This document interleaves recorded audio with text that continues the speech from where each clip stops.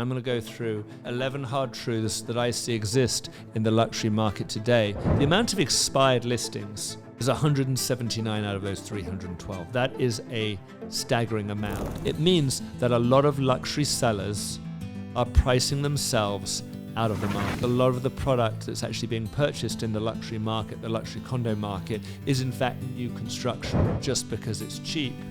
Cheap sometimes for a reason. Buyers who are looking at this type of product are concerned. I do think those days are changing. Once interest rates drop, I think there's a sense of urgency that's going to kick in. A lot of the new home construction you might look at may not hit the mark that you expect. It's expensive, but it's not very well built. Welcome back to another expansion on the Miami 2025 report. This is actually specifically, as we sit in September, a look at the hard truths of the current luxury real estate market. I think it's important to segment the luxury market away from the rest of the market because it is a very different animal. And I'm going to go through 11 hard truths that I see exist in the luxury market today. So for all you home and condo luxury buyers and sellers out there, this is for you. Point number one, cash is king at the top end of our market. If we look at the condo market and the home market, and we're looking at the over the $2,000 a square foot price point, we actually see that somewhere between 17 to 22% of all deals are set up as finance. The rest are cash. This brings us to a bigger point, which is the change in interest rates that we're seeing in the next month. And I want to make it clear that even though those rates will certainly affect the mortgage-related buyers, it does not affect the luxury home and condo buyer. Why? Because the psychology is still very much there. And even though these dollar per square foot, over $2,000 a square foot deals are still mostly cash, on paper they're cash. And I think the reality is that most very wealthy individuals are using their own portfolios, they're leveraging their own relationships to get financing. They don't need to make the deals, as I said, mortgage dependent because they have the cash available if they need to, and they're being competitive to get the best deal that they want. But mark my word, those buyers are still leveraging loans to get this luxury product. And when rates drop, those loan rates will drop with them. And you're going to see more deals happen. You're also going to see more systematic confidence through the market, and it comes from below and it pushes up. So right now, most is cash. However, it's not really cash. There's a lot of mortgages in play, but it's private financing going on behind the lines. Point number two, the luxury resale condo markets. It's a buyer's market, especially in the greater downtown area. $5 million market for the condo market is most certainly a buyer's market. Why? Because a lot of the luxury condos tend to be second homes, third homes. I don't even want to say investment properties because most of the investment product sits in the urban core. It's sub $5 million. In fact, it's even sub $3 million. But what we're seeing is such an increase of listings on the market. We're up to 312 listings. If you look at this report that accompanies this video, 312 listings on the market. The amount of expired listings is 179 out of those 312. That is a staggering amount. There was 141 sales. There was 179 expired. What does that actually mean? What does that reflect for the luxury market? It means that a lot of luxury sellers are pricing themselves out of the market. They're pricing it higher than what they can realistically achieve. And as a result of that, we've obviously seen a lot of reductions. There is an oversupply of product, and when that happens, it will bring prices down. Now, one of the reasons I think we're seeing a lot of this expired product is because a lot of the product that's actually being purchased in the luxury market, the luxury condo market, is in fact new construction. I take you into neighborhoods like Coconut Grove. I think we've got 3 sales of new condo construction for every 1 sale of a resale product. And once we get into other markets, we see somewhat similar stories.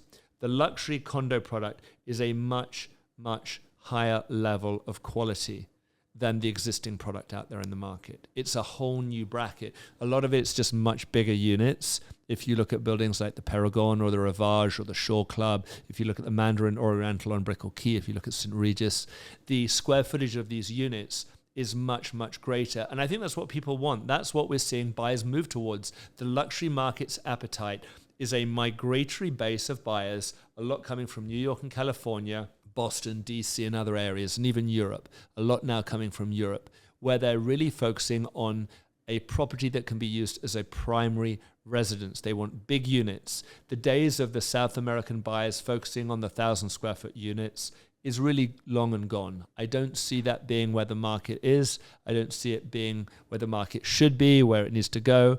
And I think a lot of this product now is kind of falling out of favor, and it's falling out of appeal, especially once we see other issues like HOA fees and we see product quality just not meeting the mark. And this we'll get into in some of the further points. My third point is playing off my second point, which is actually the situation with Coconut Grove. Coconut Grove versus downtown and neighborhoods like Sunny Isles. The Coconut Grove market is very, very tight for product. We don't have a lot of optionality. There's only really 3 buildings to speak of: Park Grove, Grove at Grand Bay, and to a degree, the front units that you find on the Bayshore Tower of Mr. C. Outside of that, there's not a lot of optionality. A lot of those buyers, they're living in those units all year round. It's their main residence, and we just don't have a lot of product for those buyers out there because there just isn't a lot to begin with. If you then go into areas like downtown and Sunny Isles, it's a completely different story.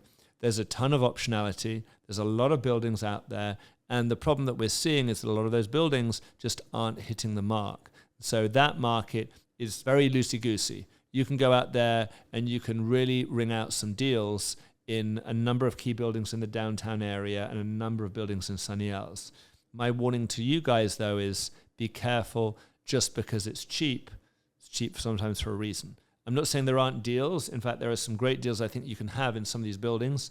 If you want to understand a little bit more, there was actually a very recent article that that was covered with a Real Deal where we talked about these underperforming condos. And if you go and read that article, you'll see my previous report where I list the buildings which aren't performing as well.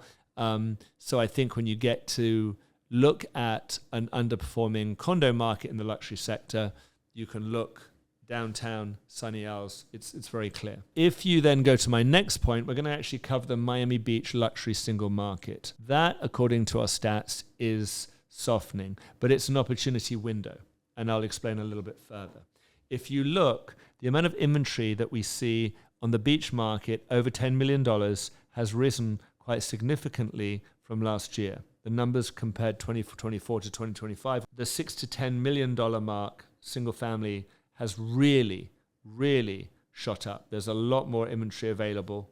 What I think is going to happen, and I think we're going to see this across many of our markets, is we're going to see those numbers shift a little bit as soon as interest rates drop. Those markets, I feel, have been soft. I think those markets with a drop of interest rates are going to see an uptick of behavior, and I think right now there are some really good deals to be had in those certain sectors. Now, I have said 6 to 10 and 10 plus. What I've actually found, and again, this is down to one of my further points, is that the very ceiling of that market, the very top end of the Miami Beach market, has still seen some incredible record-breaking sales. And although the general numbers suggest a softening, there's always the exceptions to the rule. And I think within that very top slither, the elite of the elite buyers, they are still willing, capable, and able of paying record prices for top beachfront homes. And of course, I'm talking about the stuff that's on the water, the single family that you might find on Sunset Islands or Venetian Islands or around those kind of areas. The sale prices are actually aligning closer to the original asking price. So although we see a large amount of inventory rising, we're actually still seeing some, what I would call pretty solid for the right product, pretty good numbers. I mean, in terms of, we're not seeing massive discounts. This is not like the condo market where I see a much bigger spread between asking and sales price. The fifth point that I'm going to make, the influx of new development boosts choice for buyers, but this heightens pressure for resellers. And the new construction, for example, in Brickell, There's 4,469 new condos being built in the Brickell market. That is an awful lot. Coconut Grove, you have about 350. The Beach, you have around in the 400s. But you've got certain markets with a lot of new condo construction. What I will tell you is the majority of new condo construction that we see in these areas is not luxury. You don't have to worry about it. Don't fear it. It's just like Fiat producing a lot of cars and saying we're stockpiling all these cars that we have to sell. Well, on the other end of the spectrum, you've got Ferrari producing a different number of cars. They're not the same. They're not interlinked. It's not the same consumer. So you shouldn't be too preoccupied with what that market's doing. Focus purely on the product that's really in that luxury area. So for Brickell, it's Mandarin, it's St. Regis, to a degree is Vienna. In other areas, of course, the Beach, we've got Paragon, we've got the Shore Club, we've got a number of other buildings that we can kind of list on the screen. The costs are rising across the board, but older condos are struggling the most. So when we look to our luxury sector, you obviously see a drop-off of these older buildings as you come into this luxury market of 5 million and over. But those buildings are really, really struggling. The condo fees the HOA fees in South Florida are up 60% since 2019. That is a massive, massive jump. Broward, they're also up. Palm Beach, they're also up. I mean, again, systematically, this is all to do with the insurance premiums going up, insurance carriers raising their numbers. But I will tell you that if you are in a position, if you're a seller with a large unit in an older building, you have to be aware that this is not going to be an easy sale for you. This is not going to be an easy sale because the fees are going to go up, and buyers who are looking at this type of product are concerned. I have buyers coming from New York and California every single week, and I will tell you, as a luxury seller, they are weighing up the HOA fees and the insurance and the taxes and all these costs. And they will come in and they will have a look, and they're coming back to me and they're saying, you know what, that's a really heavy cost to absorb. They're considering the assessments. So if you have an older building, if you're in an older building and you have an older unit, I don't care how beautifully it's renovated. It might be the most gorgeously finished unit in the world, but you have to understand it's going to be much harder to sell. So respect that, respect the ceiling of the market. Every day I have someone who tells me, well, the average in the building is $1,000 a square foot, but I want $2,000 a square foot because no one has a unit like mine. Yeah, I'm sure they don't. But that's because everyone in your building has a much lower quality product. But if I took your unit and I put it next to the building that might be 20 years younger than yours for a same size unit, they're going to buy that before they buy yours. Accept that reality. That's so important. That's a very key element to the new market. Point number 7, the time to contract I'm finding is stretching. Use it to your advantage. We're actually seeing days on the market. If we look at this table, as you go through the price points from the 1 to 3, 3 to 6, 6 to 10, 10 plus, the days on the market is expanding. It's a lot more days to sell. And what I think is important to recognize is that this has a lot to do with the fact that with increased inventory and optionality, buyers are looking at homes, they're circling back, they're looking for a deal. And there's no sense of urgency out there. Unless you have something really, really, really special, let's say you've got a point lot in a gated community or on the islands, you are going to be looking at more days on the market.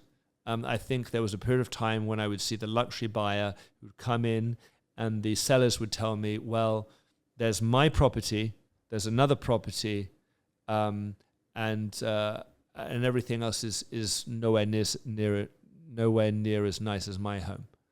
And so they have to buy one of the two. And I would tell them, no, there's a third option, which is do nothing. I've said this on the main report. I'm saying this for the luxury buyers and sellers out there.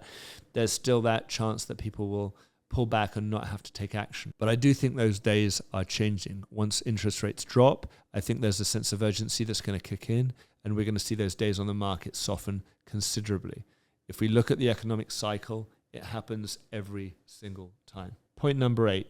delistings are high and the real market is also off market. The further we move up into the luxury sector and the ultra luxury sector, the $10 million plus, the $15 million plus, the $20 million plus, it's not unusual and it's very typical for us to be engaging with sellers that have something very, very unique. They don't want to expose to everyone. And we will show it to a handful of clients. And if it's really special, it's going to sell. I do not have a shortage of ultra luxury buyers out there in the market. They just can't find what they want. And so we typically go off market to find this product. I don't think there is a day in my week where I don't have an off market conversation. This is very, very key. If you are a ultra luxury seller and you're out there looking in the market, really appreciate that it's a little bit like an iceberg. There is a big chunk of the product that you simply won't see. There's that top cap, which is what you see on Zillow and Trulia and Realtor.com. And there's that big section underneath that where it's not listed. And the top producers, we're all swapping with each other. We're all telling each other what we've got. And the more special it is, the more likely it is to sell, the more it's going to be desired. And I think that's part of the process. With that said, and going back to that first point, delistings are high. There is a high percentage of listings that will end up expired.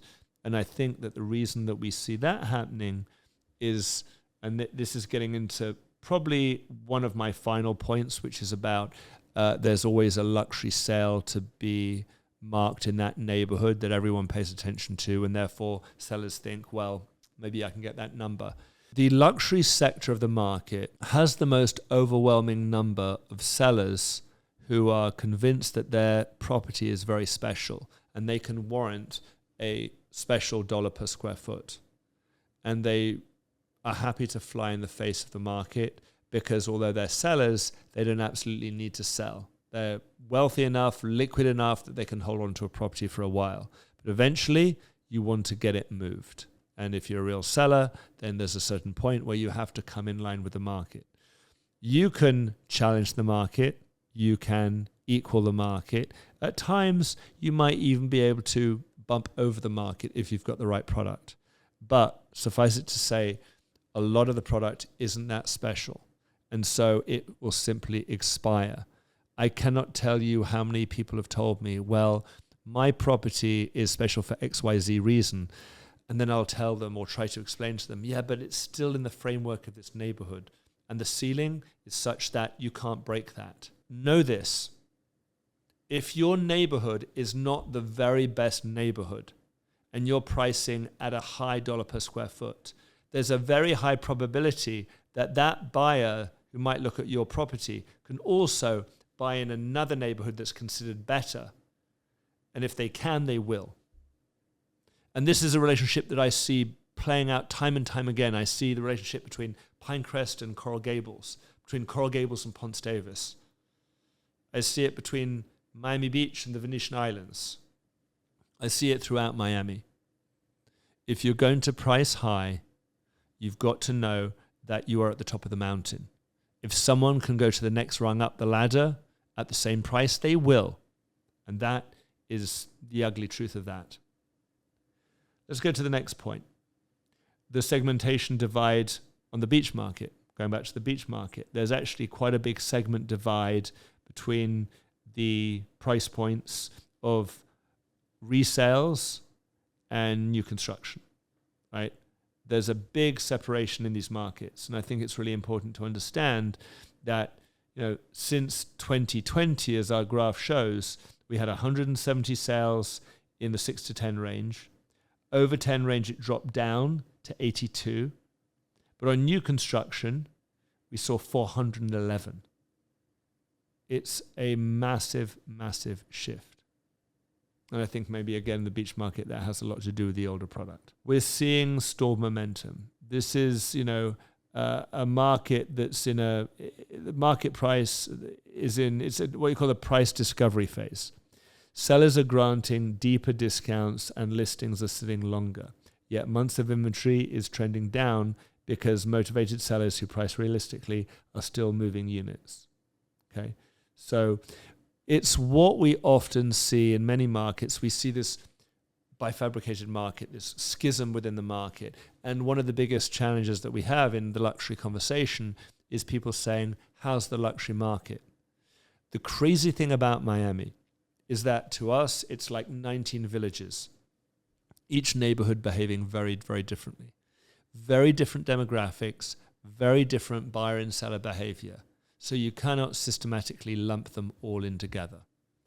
Some markets are doing well and going up, like the Grove condo market. Other markets are having a harder time, like the Sunny Isles condo market.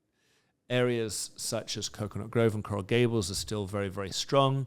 Other markets, such as the beach for the single-family home market, is not having such an easy time. Point number 10, overpriced new builds are failing to sell. And this is overpriced new houses failing to sell. This is an important dialogue to have. And again, if you haven't seen it, watch the video that I shot with Danny Sabali talking about new construction homes. One of the things, maybe the thing that I want to say to all buyers out there of new home construction is that a lot of the new home construction you might look at may not hit the mark that you expect. If you're coming from New York or LA, you might look at some of these houses and saying, it's expensive, but it's not very well built. I do see custom homes. I do see custom luxury homes. Those charge a premium. We have examples on the beach, and that brings me to my final point about the record prices that we've seen this year. We see stuff over $5,000 a square foot. But I still see an overwhelming number of new homes not selling. I've got markets where 45% of the houses are not selling. And the reason they're not selling is very simple. They're pricing it as luxury, but it's still somewhat generic. It's still somewhat spec. It might be big. It might sit on a large parcel of land, but the finishes aren't great. And they aren't finishing these houses out with the right landscaping, the blinds and the blackouts, the wallpaper, the paneling, the advanced systems. They're not spending the money that they need to. And they're trying to not just match the top dollar per square foot of the market, they're trying to beat it. And they're trying to beat it by several $100s a square foot. And as a result, these properties are going unsold. So now I'm turning now to the luxury home builders out there who are selling. And I say to them, you need to come in line. We know how to sell this luxury product. We've actually broken records actually across Coconut Grove, Coral Gables, and Pinecrest this year with a number of big sales. And in each case, we broke the record. But again, in a number of cases, we actually had to bring the dollar per square foot and the price of the property down to come in line with the market, because eventually it has to. Sooner or later, it has to. And I think that what we now see is a realization that the appetite for ultra luxury and the quality of product needs to be raised. The bar needs to rise. Otherwise, we'll just see more and more of these new builds failing to sell. Don't just buy it because it's new. Buy it because it's better. And my final point, this gets into Miami's ceiling is still rising. Miami has 2 neighborhoods this year that have been established as the most expensive in America. We have Fisher Island being the most expensive zip code in America, and we have Gables Estates usurping Beverly Hills as the most expensive neighborhood to live in America. It tells me one thing, that we have the wealthiest of the wealthy moving in and moved into Miami to be here. It is a systematic shift up. It tells us that the entire market has that capacity to move up. The buyers are around and they're circling. And when the product is done really, really well, it will break records. When it's in a special location, it breaks records. And buyers value privacy, exclusivity. Fisher Island is a very exclusive and very private island. Indian Creek is another very exclusive and private island. Gables Estates is another very exclusive neighborhood. This is where the ultra luxury want to be. And there are little pockets throughout Miami that we deal with, that we know about, that offer very similar experiences to that you'll find in both Fisher Island and Gables Estates. We know them, we deal with them, we recognize them. We also know the product that's held within them. I hope this video has been very useful. please, please read the article that's accompanied with this. As we've always said, all our articles and our videos need to be two things. They need to be actionable and quantifiable. So we provide you with the data as well as the advice of what you can take to go with these points. Hope you enjoyed watching this video. If you have more questions, please see my information below.